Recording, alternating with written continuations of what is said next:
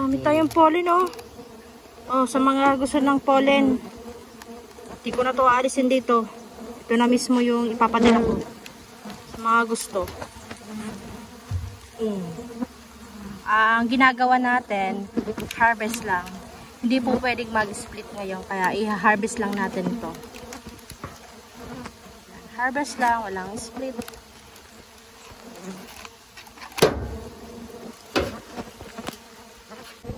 Tingnan nyo naman yung worker, ang dami.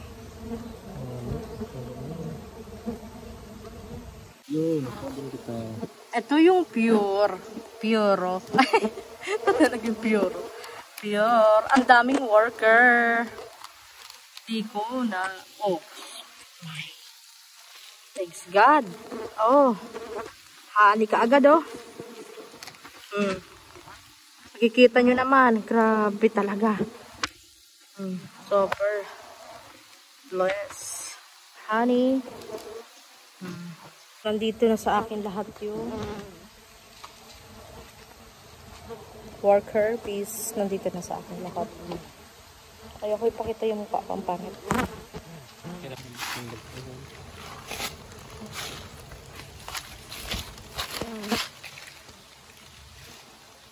Oh. Amazing. Super amazing. Yan.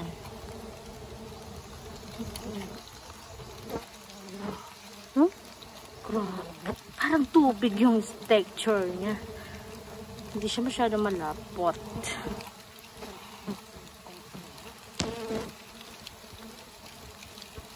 Harvest tayo para sa ating order na honey. Again, hindi pwedeng mag-split. Harvest lang yung gagawin natin. Ang bilis, nakadami kaagad tayo. Ayan, ibinalik na natin yung ating bagong harvest. Harvest lang, walang split. Para sure na sure, buhay na buhay sila.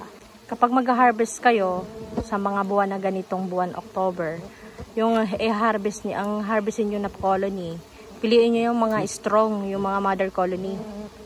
Yan lang. Pero wag niyong gagalawin yung brood at i-splitin. Wag niyong ihatiin. Pipiliin niyo lang yung honey. 10 colonies yung harvestin natin ngayon.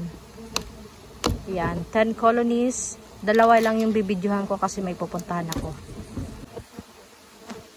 Ito na, bubuksan na natin. Yung isang bao lang laman. Yan, try natin yan. Ganito yung pag ganito yan. Ganyan lang magtuklap ng bao. Yan. Propolis. Oh, ay, propolis pala kailangan ko. Ayan. Pollen na naman. Pollen for you. At ayan.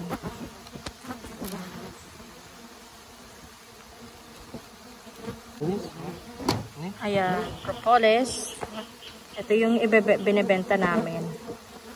Ayan. Kailangan ko ng 1 kilo.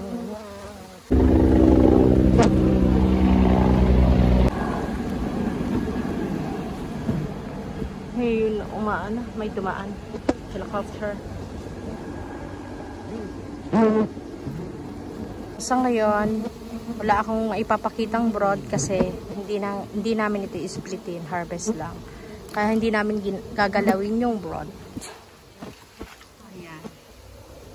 Yan yung broad niya.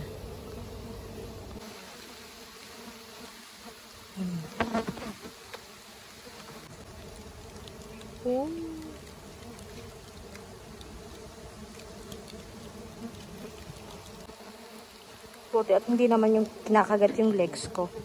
Hindi naman nila kinakagat.